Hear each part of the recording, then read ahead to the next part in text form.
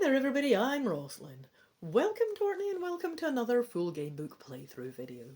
It's going to be a nice short one this time because I will be doing a full playthrough, my first one from The 3 Wishes by Shannon Gilligan, illustrated by Bert Dodson. This is number 15 in the Bantam-Skylark Choose Your Own Adventure series. So this isn't their main series. These ones are slimmer with more illustrations and large text and quite simple storylines.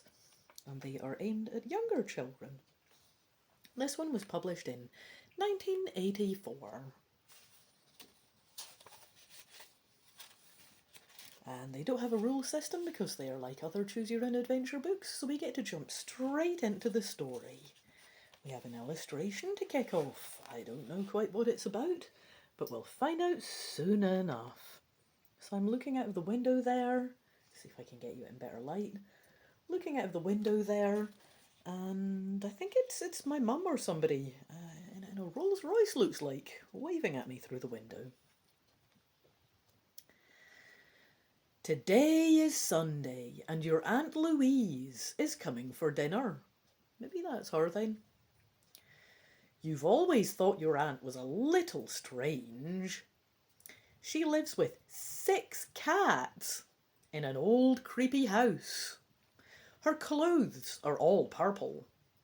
Sometimes she even wears a purple turban. I was going to say it does look like the person is wearing a turban there in the picture, but I couldn't tell if it was supposed to be hair. But no, definitely looks turbany.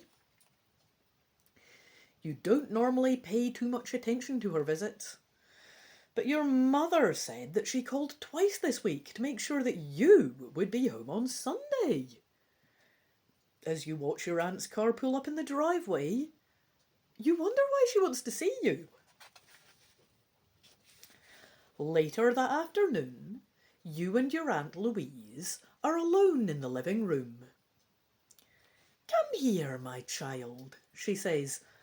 I want you to have this. She presses something into your hand. You look down and see a small gold charm on the end of a thin chain. It is shaped like a bell and gleams in the light. But what is it? You ask. It is a magic charm, my dear, your aunt replies. It has been in this family for 300 years. With it, you have the power to make 3 wishes. Any wishes you can think of, but you must be careful, for the charm is very powerful, and suddenly the door swings open. But before we see what happens next, I'm going to show you her giving me this beautiful little, well, I don't want to say trinket. Maybe a magic item, is it? Looks like a trinket, but I think there's more to it than that, eh? 3 wishes. 3 wishes, she says. Now there's a tongue twister. Anyway, the door is swinging open. Your father comes in with some tea. Your aunt stops talking, and you quickly shove the charm into your pocket. So I can decide to wait until my father finishes his tea so that you can talk to your aunt some more. Or I can decide to go and taste the magic charm right away.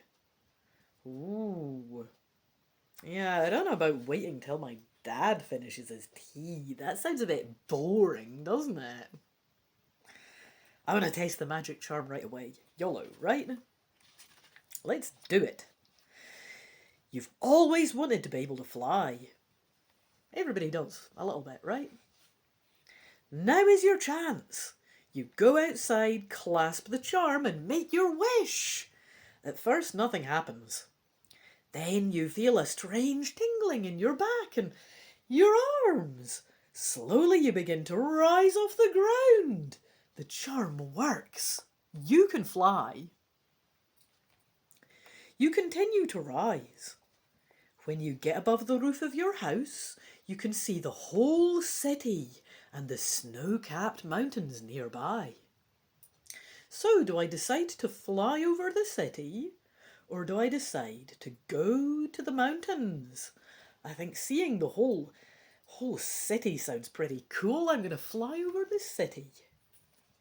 Oh, before I do though, you get this beautiful, if I can start here, show you me swooping along. To begin with, I thought I was lying flat across the city, but no.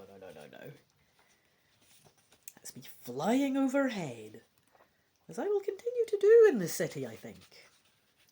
You zoom over the rooftops in your neighbourhood and head toward the skyscrapers in the centre of town. Everything looks so different. The trees look like bushes, and the bushes look like grass. The people and the cars look like toys. Suddenly you notice dark smoke pouring out of the top floor of a large house. I do as well. Here it is. Looks bad.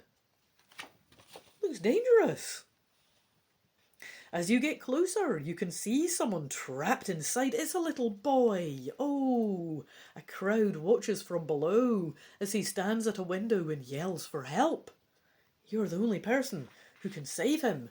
And right enough, let's take another peek there. We've got the crowd down below, the poor boy stuck, and me swooping down, no doubt much to their bewilderment from the skies.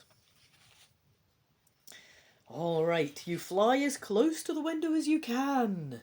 The flames are only a few feet away when you grab the boy by the waist and lift him out of the building. You fly him safely to his mother on the ground. And here's me looking very determined and swooping in to grab him from a fiery demise, possibly, eh? So, some people start cheering, others stare with their mouths open. They can't believe what they've just seen. Fair. Before anyone can ask you to explain, you fly off. People are still staring at you when the fire trucks pull up seconds later. The end!